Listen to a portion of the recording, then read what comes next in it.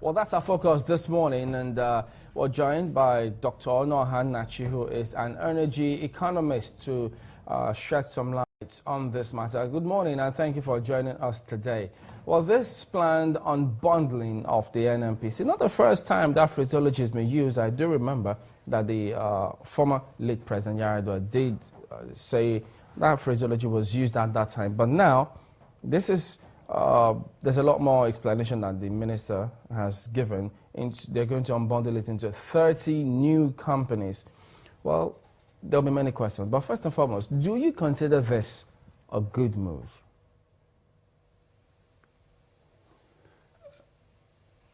Okay, thank you, Chairman Lane, and I sincerely believe that the Minister of State is speaking the mind of so many professionals. Most of us have said this in different environments. If you recall in my last chat with channels, this was more of where I hanged my discussions with you. So I totally agree with the minister, and one of the things that he's going to do that I know, which is very clear, very pertinent, is not just breaking it, not just unbundling it.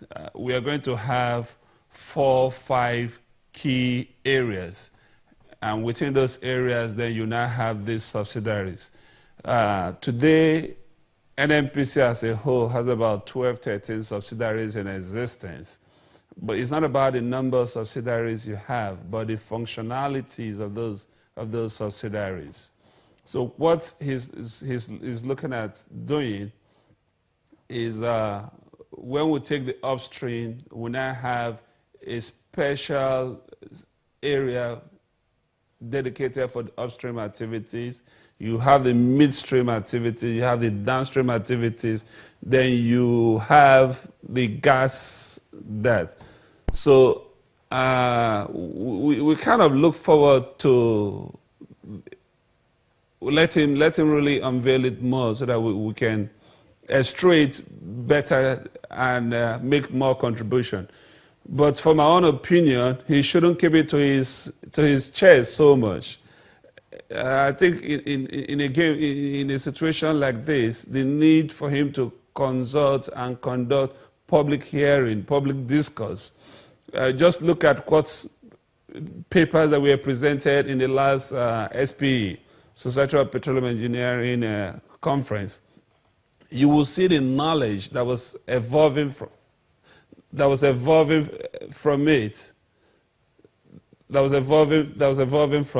So that alone will tell you the extent and the level we want that to be. Let me bring in this. If I could jump in. It's a good one. Right, you from the way he spoke, it sounded as though he has it all figured out. But you're suggesting a public hearing may not be a bad idea. Will this public hearing consist of who? What do you think that the public hearing will bring to the table? Okay, within the industry key, we have different areas of participants. Today in Nigeria, let me not go too far, we have 2 key universities like University of Ibadan and University of Port Harcourt that have grown strength in the petroleum industry. And these universities has various institutions in it. And these institutions generate knowledge, generate talks. Most of the knowledge, most of the experts you see in the industry are products of these universities. And so when you take the academics and the professional services and put it together, that marriage will give us a better understanding for what we are expecting to come out of it. And then the 4 main operational zones, which you talked about, but then the gas component of you say he needs to shed more light. But if you focus on that, because he's of the opinion that when this happens, this gas challenge that we have will be sorted out. What specifics would you like to see, particularly as regards gas? Okay, let me take you one of the things that he's going to come out with. There's no option to it. There's no option to it.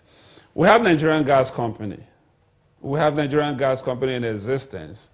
And this is an independent company. And if you go into NNPC structure, there is a division for gas processing. There is a division for gas infrastructure.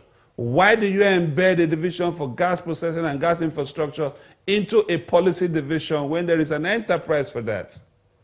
When there is an existing enterprise for that called Nigerian Gas Company, the Nigerian Gas Company should be able to do investment into gas field acquisitions and others with their own joint ventures or whatever fiscal policies that is practicable. And at the same time, they should be able to get involved into gas processing. They should be able to get involved into gas infrastructure development. So when you have a full company that get involved into this, that is not tied together with the bureaucracies that is associated with policy making, that becomes key and that becomes strategic to do. That alone would define what the gas sectors will look. What I believe that he's trying to work out is, take a typical case of Russia. We have an enterprise in Russia called Gazprom. Gazprom get involved in gas infrastructures, they get involved in gas processing, and even in feed productions. So they are able to sell their gas, they're able to build their infrastructures across Europe, across any place they have defined that is economically viable.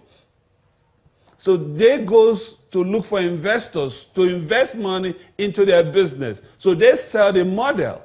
They sell the model to the investors. So it is no longer a government policy to sell a model or to do anything.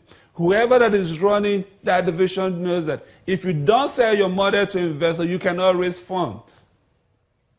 You don't expect government again to inject funds into that. So you must come up with policies that says, okay, in my gas gathering, this is what I'm going to do.